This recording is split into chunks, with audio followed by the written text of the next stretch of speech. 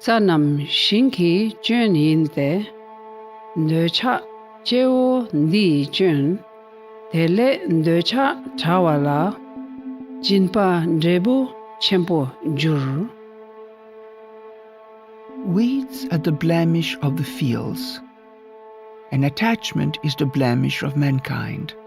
Hence, what is given to those freed from attachment yields abundant fruit.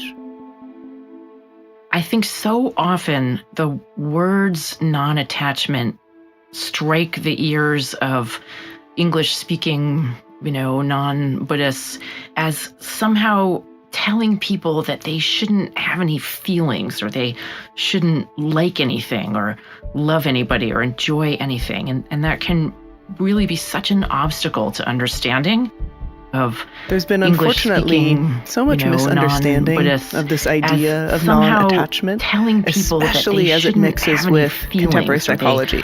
All we want, all we're told we need is a secure attachment. Enjoy anything. And so that can why on earth would we be seeking non-attachment in the Buddhist context or philosophy? Unattachment sort of is synonymous with surrender for me. Like, what am I being asked to let go of? Not even necessarily let go of, but be willing to let go of. For me, it's really been this visual. Here is life and all the ways in which I've been like, I'm holding life. I still get to hold it, but I don't get to squash it. I don't get to crush it with my desire to control it and keep it and have it be the way I want it to be. Welcome to Season 4 of Awaken, a podcast from the Rubin Museum of Himalayan Art about the dynamic path to enlightenment and what it means to wake up. I'm Isabella Rossellini, an actress, a filmmaker, and your host for this season of Awaken, where we're exploring a fundamental concept in Buddhist thinking and philosophy: attachment. Himalayan art has long been a pathway to insights and awakening. And in this season, we will look at objects from the Rubin's collection as a way to better understand attachment and its counterpoint, non-attachment, which translate into openness or seeing things as they truly are. With stories and wisdom from artists, writers, poets, Buddhist teachers, psychologists, scholars, and others, we will explore the meaning of attachment and how it shows up in different ways. Love anybody or enjoy anything. And so that can, why on earth would we be seeking non-attachment actually mean? There are so many different ways to interpret it, and so much depends on context. Psychologist Dr. Richie Davison.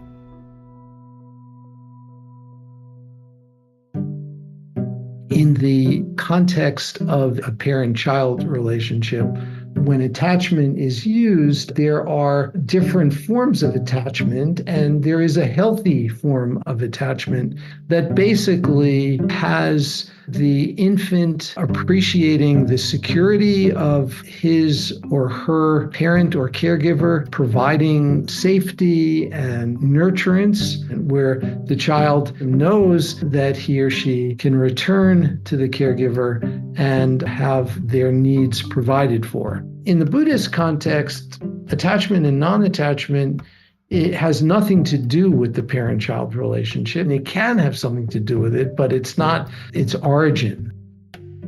What really is going on is this idea of not being attached to the outcome, not being attached to a specific point of view, not being attached to an idea of yourself and how the world should work. In some ways, it's allowing yourself to be free from expectations.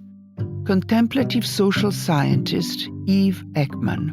And whenever we are reflective on what creates disappointment, frustration, agitation, it's when our expectations aren't met.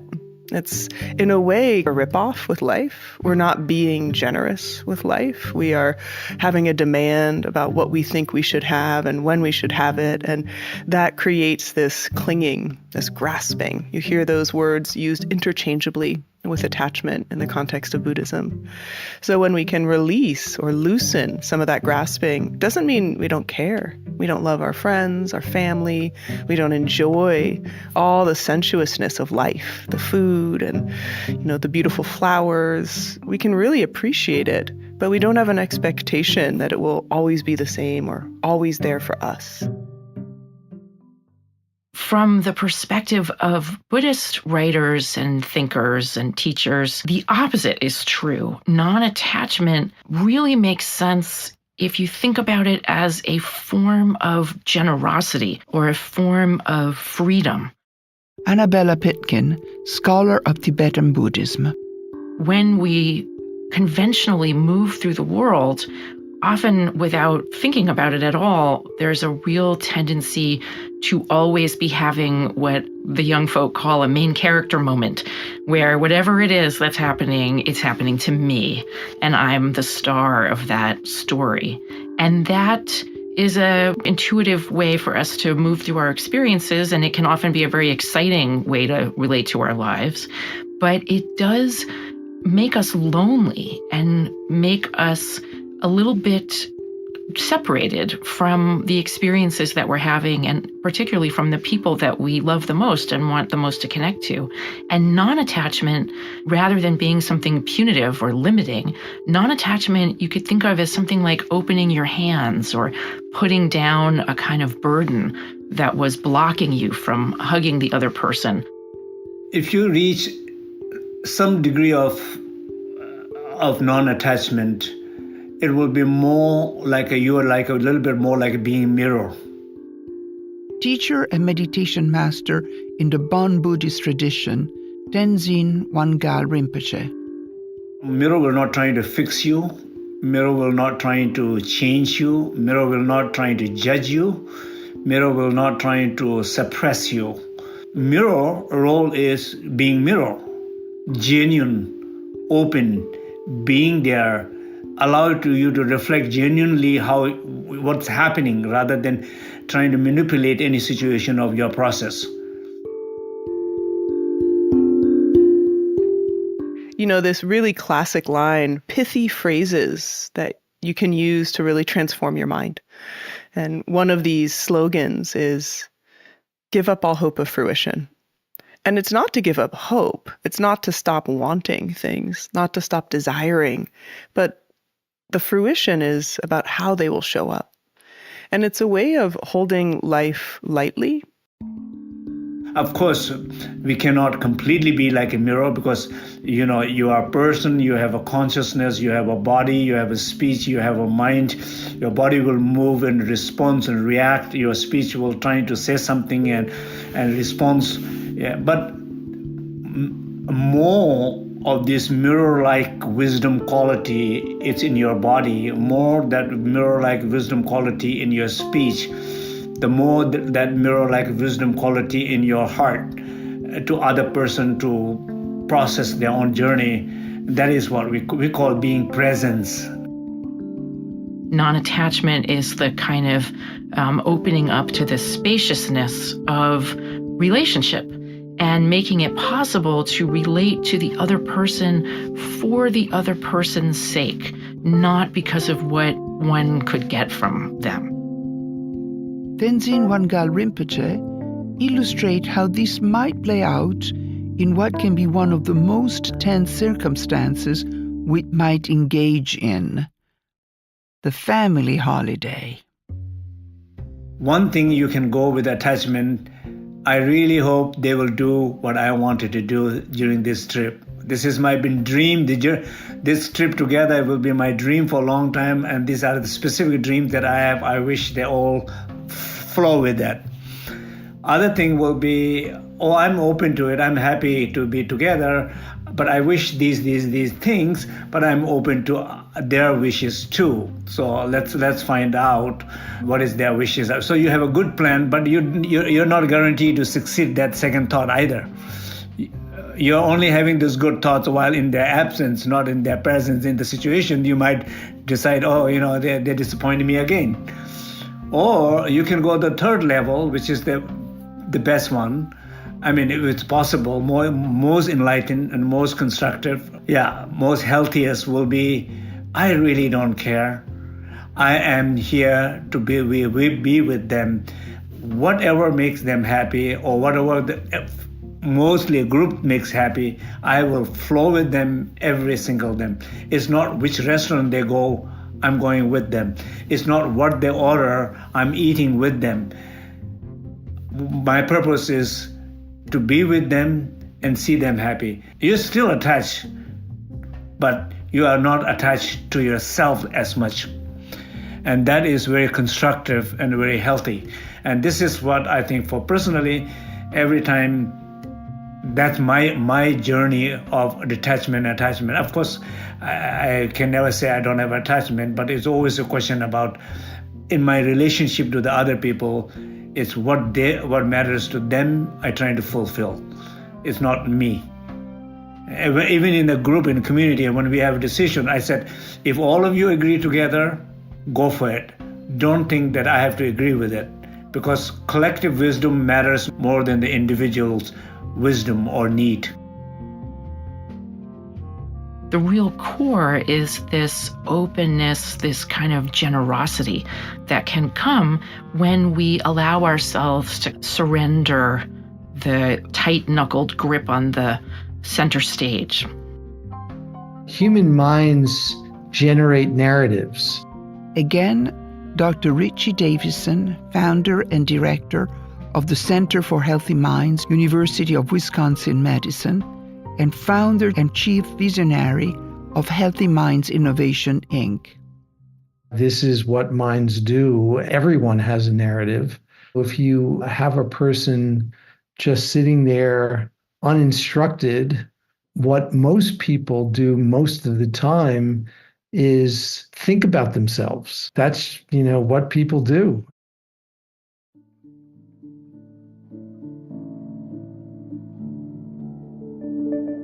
It's part and parcel of the other way that you can describe the core of dukkha, of dissatisfactoriness, which is our misperception of who and what we are and how we exist in relationship to others. The goal, if you will, is not to get rid of the narrative. No, you can't get rid of the narrative, because this is what minds do. There always is a narrative, but you can change your relationship to the narrative.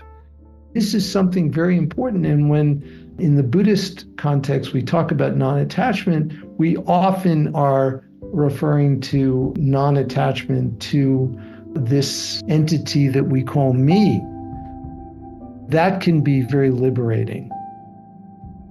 And so that misperception, or what's often called ignorance, but it's really more like miscognition, is part and parcel of this addictive relationship that we have to our experiences. And that kind of twofer, double punch of kind of misunderstanding addiction is so painful to us. And so the core point of something like the Buddhist Four Noble Truths is that that discomfort is actually familiar to everybody. It's a core experience of our psychology. It's even something that Buddhist writers say we share with other kinds of consciousnesses, like animals, for example. We share this core discomfort and this root in ignorance and addictive craving. I feel like non-attachment is such a deep learning and such a deep teaching and a journey point to get to. But I think that for me, I do feel like, that's very true to me. Poet and filmmaker Fatima Asghar. A lot of my deep pain has actually come from attachment, has come from wanting to hold on to something as it's wanting to go, and what it actually means to allow something to leave gracefully and allow it to leave, knowing that it's meant to, knowing that not everything is meant to stay forever, and that's okay. Allowing something or someone to leave gracefully is the starting point of Buddha's story and Buddhism as a whole. He left the comfort of his home and family, his first step toward extricating himself from his attachments. Annabella Pitkin shares the story. Shakyamuni Buddha is described by Buddhists as the historical Buddha, the Buddha of our era in the cosmos, 2,500 or so years ago in ancient South Asia, born in what is now part of Nepal, and then spending his teaching career across mostly northern parts of India. And the stories about who he was describe him as a prince. Hard to know if it was, a big kingdom or a small kingdom, but certainly the early sutra literature describes him and describes the Buddha describing himself as having been carefully educated, sheltered by his parents, much beloved, from a comfortable, maybe even wealthy, aristocratic family. Later literature talks about him being beautiful, the most handsome. His hair is so long and thick and black and shining. He's the best at all the sports, the best archer. Women faint when he walks by because he's so handsome. He's brilliant. He's good at everything and kind, and includes all his cousins and siblings in all of his activities, even if they sometimes might, envy him his perfections.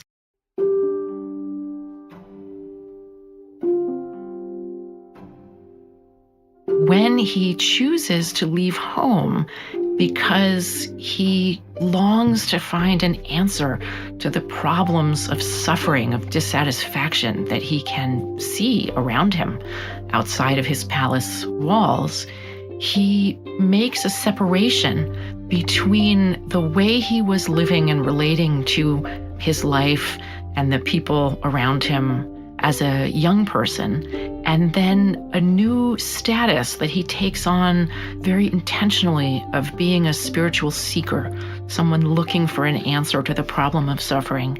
And then ultimately he finds that answer. That's why we call him the Buddha. He became the awakened one, or the fully blossomed one, something which he then came back and taught about to his family and to his community and to all the neighboring communities. And one of the things that he is described as saying from the earliest kinds of literature is that the thing that he did is something that others can do. He can't do it for you, but he can tell you what he did, and then men and women can do those same things themselves and also become free and become wise and become loving in the way that he did.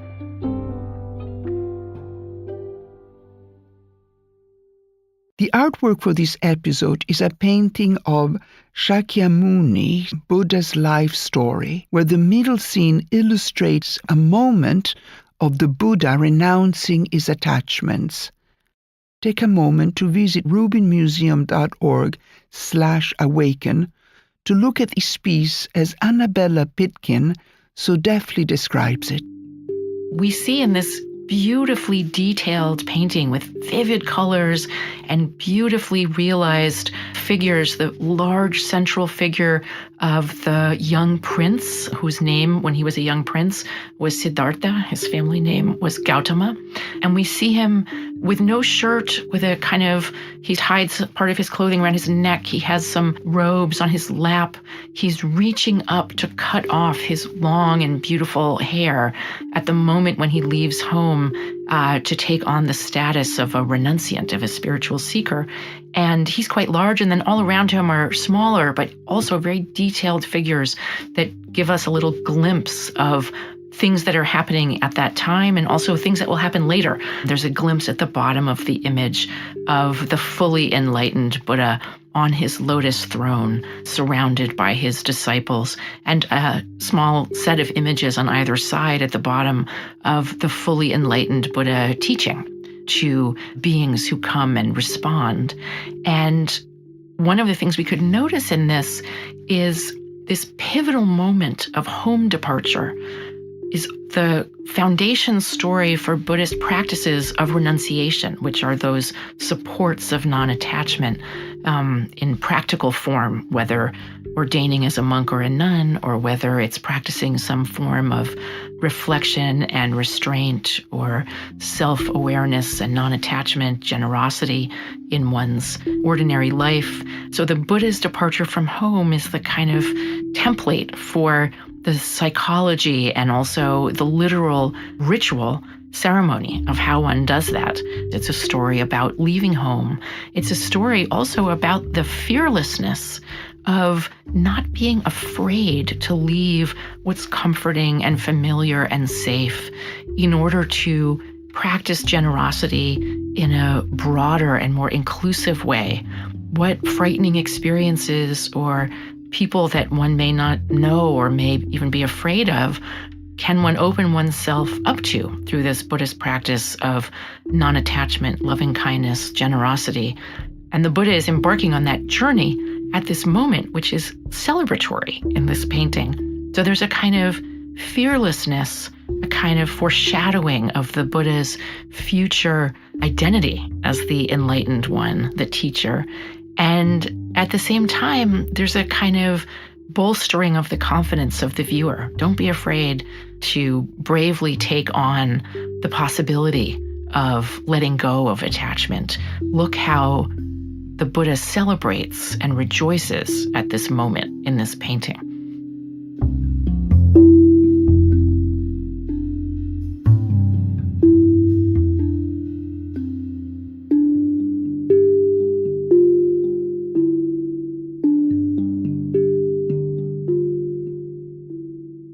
Leaving home is one way to open oneself to non-attachment, but there are so many other paths. Artist and author of How to Do Nothing, Jenny Odell, talks about how the work of the artist and composer John Cage invite us to let go of our expectations and attachment to what music is, what a concert is. I saw this performance of songbooks by John Cage, who is famous for his idea that all sounds are already music. It was a very non-traditional concert, and there were a lot of kind of everyday sounds in it, or just unusual sounds that we wouldn't think of as melodic. There was like a blender involved. There were a lot of chance operations. I walked out of there, this was in Civic Center, and it's like I could hear everything for the first time. It's almost like this piece detached me from the way that I was hearing, or arguably not hearing, before that. The agency part comes in when I, the listener who has now had this experience and is now hearing all these things that I did not hear before, am aware that that's happening and exhilarated by it. And there's this question that follows that I think is full of agency, which is like, well, what else have I not been hearing? And like, what more could I hear? And how could I go about finding those sounds or becoming even less attached to these habitual ways of hearing or not hearing? There's something really beautiful that happens where it's not only that you're no longer attached to the ways that you maybe were listening or things that you wanted to hear. I always come to really love, like, what is there? So much of this comes down to opening one's perception in new ways, which invites a deeper engagement with our senses and awareness of our expectations. Poet and essayist Ross Gay is, as he says, interested in and curious about joy, and his book, The Book of Delights, is a guide on how to train our ways of seeing and noticing. He is also a gardener. One of the sort of characteristics of the gardener is just to be like always having their expectations messed up. You know, I'm not a farmer. I don't make my living off of my garden. But part of the delight of it, I think, is to be like, this might turn into this other thing. Every time I plant garlic, garlic comes up. But I always also, I realized this last winter, when I started to see the garlic come up, I was like, oh my God, it's coming up. Even though the last 15 years, every time it has. So there's something about like, despite the expectation, which verges on knowledge. Like when you plant it like this, it'll come up. There's something still thrilling about the fact, like when it does. And presumably that's because we know that often you do plant things and they don't come up. I mean, you really never know what's going to happen. Even if it comes up, you don't know what the size of them are going to be or how they're going to cure or all these other things. It does feel like the exercise of being observant, like an observant participant, as opposed to like a clutching actor. The way we perceive the world to be organized is actually not inherent in the organization of the world, but rather is a product of our own minds. And we can see it differently. Again, Dr. Richie Davison. The best way, I think, for someone who really has not thought much about this to appreciate this is referring to a dream. Most people don't remember their dreams, but occasionally people do. And, we can have a dream where in our dream there's activity, something emotional might occur, for example, and we have an emotional reaction in the dream. And actually, research shows that for most people, those emotional reactions are more negative than they are positive. But we can have these emotional reactions, but we also recognize that it's a dream when we wake up. It's a dream. It's not, quote, real. Well, it turns out that our waking life is no different than a dream. It's actually the same. So literally, it's the same. That is, it's the brain constructing the reality that we're responding to. That can be very liberating for people to deeply experientially appreciate, because they can recognize that how they respond in a particular situation is really largely a product of their beliefs and expectations. And if they change those beliefs and expectations, they'll respond differently. That is a kind of non-attachment to our beliefs and expectations. So it's not getting rid of the beliefs and expectations. It's not getting rid of the me. It's simply recognizing that that's one way of seeing things. There are a gazillion other ways of seeing things. The claim of the Four Noble Truths is actually surprisingly quite optimistic.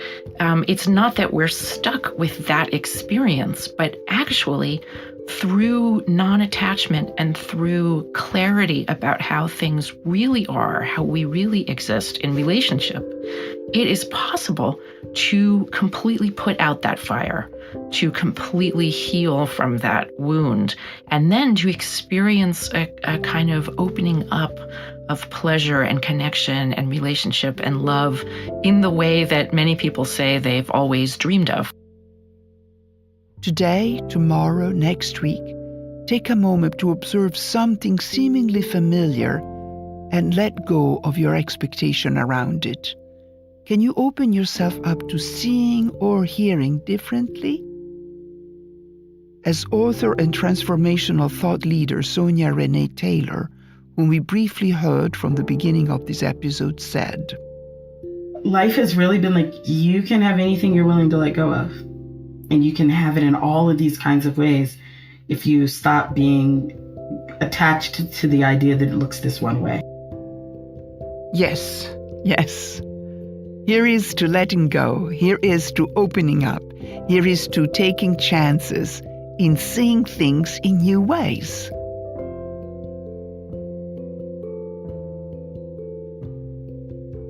You just heard the voices of Fatima Asghar, Dr. Richie Davison, Eve Ekman, Ross Gay, Jenny Odell, Annabella Pitkin, Sonia Renee Taylor, and Tenzin Wangal Rinpoche. I'm Isabella Rossellini, your host. To see the artwork discussed in this episode, go to rubinmuseum.org/awaken. If you are enjoying the podcast, leave us a review wherever you listen to podcasts and tell your friends. For more stories and news from the Rubin, follow us on Instagram at Rubin Museum and sign up for our newsletter at rubinmuseum.org. Awaken Season 4 is an 8-part series from the Rubin. Awaken is produced by the Rubin Museum of Himalayan Art with Tenzin Gelek, Jamie Lawyer, Kimon Keramidas, Gracie Marotta, Christina Watson, and Sarah Zabrodsky, in collaboration with Sound Made Public, including Tanya Ketenjan, Philip Wood, Alessandro Santoro, and Jeremiah Moore. Original music has been produced by Hannis Brown, with additional music from Blue Dot Sessions. Awaken Season 4 and Reimagine Himalayan Art Now are supported by Bob and Louis Bayliss, Barbara Bowman, Daphne Hogg Cunningham and John Cunningham, Noah P. Dorsky, Marina Abramovich Institute, Mimi Gardner Gates, Fred Eichener, Jacques and Natasha Gilman Foundation, Jack Lampel, Dan Gimbel of NEPC LLC, Agnes Gant, New York Life, Matt and Ann Minetz, Namita and Arun Saraf, the Prospect Hill Foundation,